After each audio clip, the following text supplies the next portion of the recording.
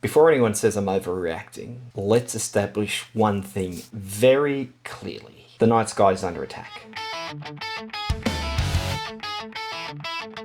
This is not hypothetical. This is not future tense. This is happening right now. According to global satellite data, over 80% of the world's population lives under light polluted skies. If you live in Melbourne, Sydney, Canberra, Adelaide, any of these places, if you live over in America in a big city, if you live in Europe in a big city, you are living under light polluted skies. I mean, in North America and Europe alone, it is 99% of the population that live under light polluted skies. What does that mean?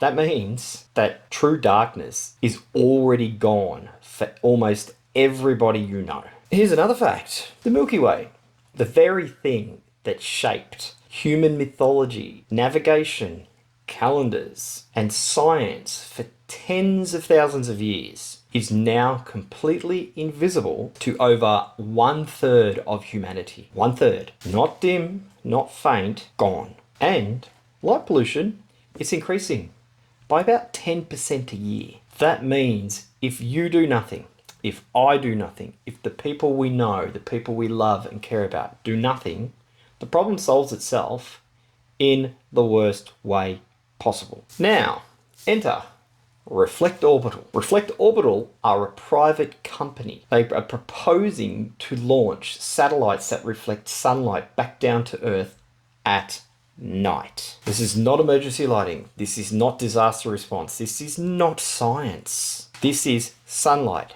at night for profit. This is not accidental light pollution. This is intentional illumination of the night sky. Let's talk about what artificial lighting at night actually does, because this isn't about vibes or aesthetics. It's not the vibe of it. It's not aesthetically pleasing. Medical research shows that artificial lighting suppresses melatonin, the hormone that regulates sleep, disrupts circadian rhythms even at low brightness. It increases the risk of heart disease, obesity, diabetes, anxiety. Hello, I've got that.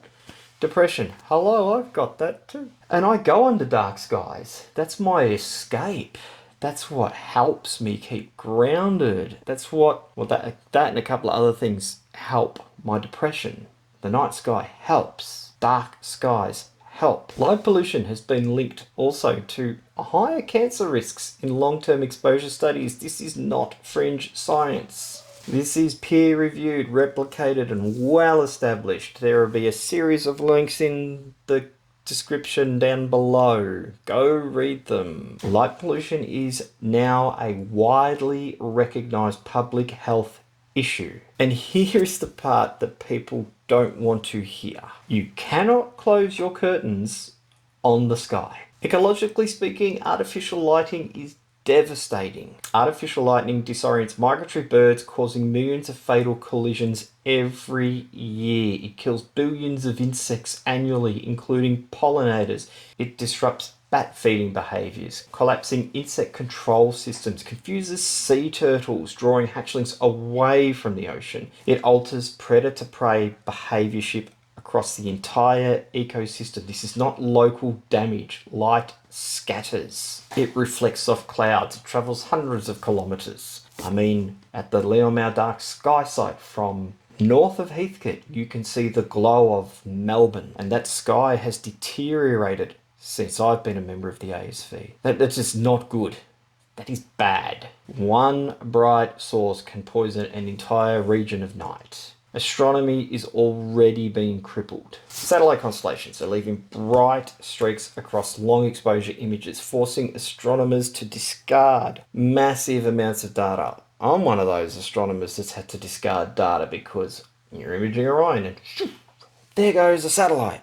Shoo, there goes another one. This increases costs for observatories trying to mitigate contamination. It reduces effectiveness of sky surveys designed to detect asteroids and supernova. Some astronomical surveys are already losing data, double-digit percentages of usable data because of satellites. And now this company wants to make satellites infinitely brighter. That's a brilliant idea. Let's talk about orbit, shall we? Once something's in orbit, it affects the entire planet, not just one country. There is no enforceable global regulation. There is no recall mechanism, and failures become space debris. Every new satellite increases the probability of chain reaction collisions.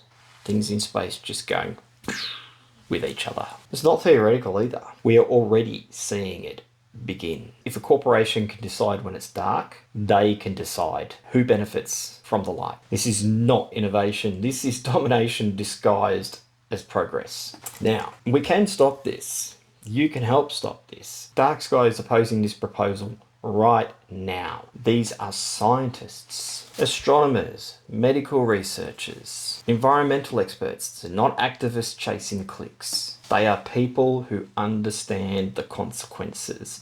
There is an open letter. There is active resistance. There is still time. The link, it's in the description. Sign it. I have. Share it. I've done that as well. Talk about it. Pretty sure I'm doing that right now. Because silence is what these guys are counting on. If this pissed you off, then that's good. It should. Because the night sky is not a feature to be upgraded. And it sure as hell isn't a revenue stream. Or at least it shouldn't be. So look up while you still can. Show your kids the stars while they're still real. That's something I've done with my kids, shared the night sky with them. In fact, I was introduced to the night sky because of one of my kids. And also, don't let anyone tell you that this is the price of progress. Progress does not steal from the future. It protects it. I'm Astropunk. I stand for dark skies. I stand for loud science and zero tolerance for corporate bullshit. No ads in orbit. Clear skies. Dark skies. Protect the night. Astropunk out.